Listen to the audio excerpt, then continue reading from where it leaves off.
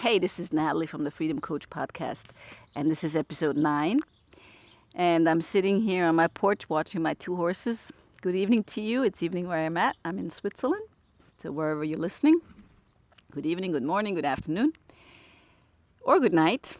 And last time I talked about what happened at the turning point. When I found out what my true passion was in life, what I'm supposed to do, which is being a coach, teacher, and trainer, it was a game changer. So like I said last time, I encourage you to find out what yours is, because once you do, everything else falls into place.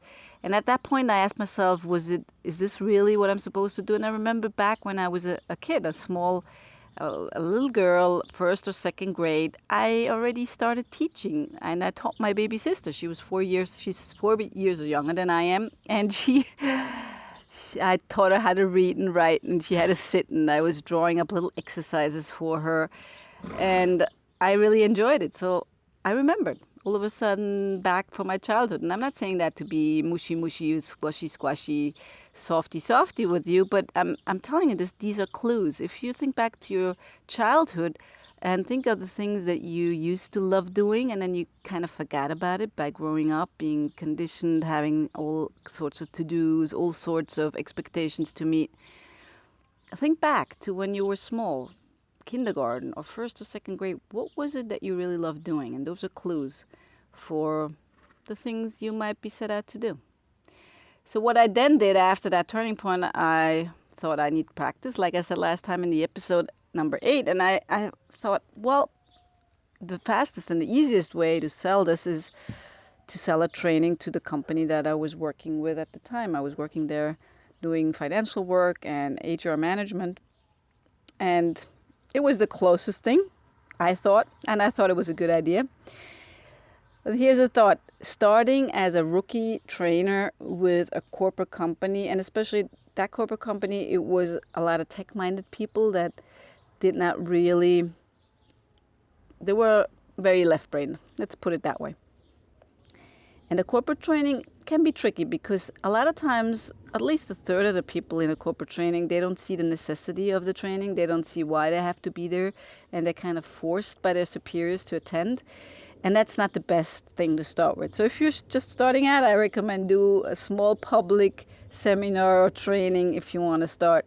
And don't start with a tech company doing a code of honor training like what I did. And another thing that was my mistake, I was going too fast. I was expecting too much because I had learned the accelerated learning techniques where we engage people. So in all the seminars that we do now, we engage people. We do sometimes high-fiving.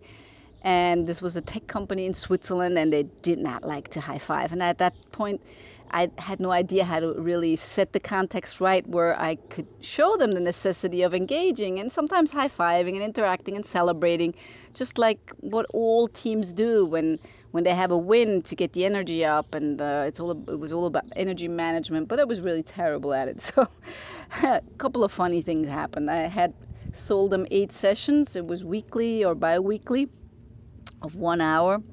And that was the first mistake, because if you're teaching for 1 hour only, it takes you a half an hour to warm people up, and then you have a half an hour left for the content, and that doesn't really make any sense. So what I could have done, what would have been better, maybe 2 or 3 hour blocks, and get more done and lose less time. And the second mistake I made was that I just expected too much, and I didn't put myself enough in the shoes. And the third mistake was I just didn't know any better. And I remember 3 weeks before the training, I was so nervous. I was a wreck. I could not sleep anymore.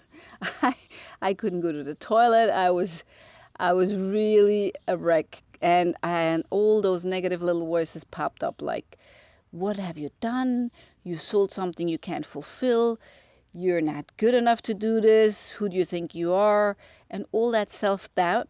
I don't know if you recognize this, but I see this in a lot of my students, and that's why I understand them so well, because I was there exactly at that point, and I was a master at talking badly about myself and pulling myself down.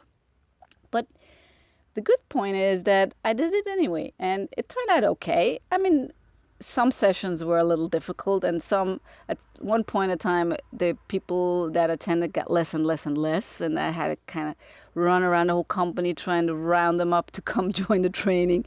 Another point I remember is they were sitting in the front row, arms crossed, and they weren't high-fiving if their life depended on it. And I kept explaining it, but I really didn't know. And I didn't know any better. And now, all the techniques that I know now, and I share with my students how to really sell things to people. Not in terms of money, but in terms of why it's important for them to do certain things. So the way we call it this, we're setting the context where we're explaining and we're selling, and people see the necessity of the things that we're doing. So I got a little better at it now, but I'm just saying, the lesson here is just keep going and do it. And I'm not saying I lost, I'm just saying I learned. And it was a really good experience, because experience is the best teacher. When you start immersing yourself into something, when you really want to do something, at first you're terrible at it. And every master was once a disaster, like one of my coaches says, and that's okay.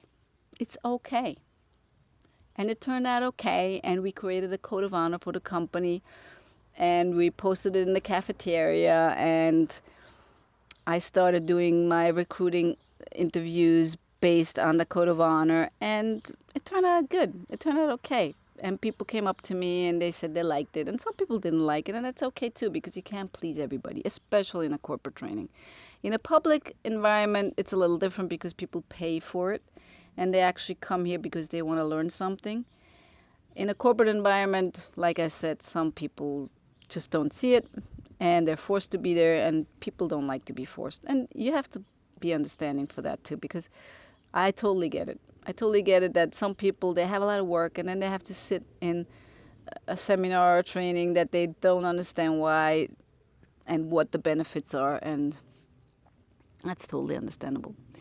So a couple of rookie mistakes I made, but the point here is, regardless of the rookie mistakes you're going to make if you're just starting out, and even if you're already a little experienced, I still make mistakes. Just keep going. Just keep going and do it anyway, because that's the key to getting better. Otherwise, how are you going to get better? If you never try, if you stay in your bubble and you're afraid of even trying, you're afraid of starting, you're procrastinating, you're talking yourself out of it, get some help. Get someone to hold you accountable. Because if you don't start, you're never going to get anywhere. And that's the sad news, but I don't want to sugarcoat things. I just want to tell you the truth. You need to get started. And even if you're terrible, that's okay. You will get better and better and better and better. And in time, the frustration of being terrible will go down, and your skill set will go up, and you will reach the aha moment where you're going to say, wow, things are going really smoothly now.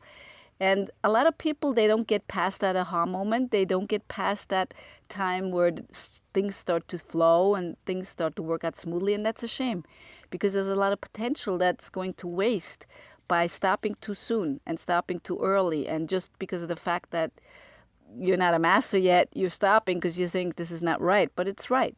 It's the way things work, and it's the way people learn, and it's the way we grow, and it's the way we expand. We learn by making mistakes, so don't be afraid to make them. Make plenty. The more you make, the faster you'll grow. This is Natalie from the Freedom Coach Podcast. A lesson about mistakes, a lesson about keep going, persistence, do it anyway, and don't talk yourself out of it. Because if it's fear-based, your little voice saying, oh, you can't do this, it's going to be terrible. If it's fear-based, it's definitely a debilitating little voice that you don't need. It's not a rational little voice that makes sense. Fear is never a good advisor.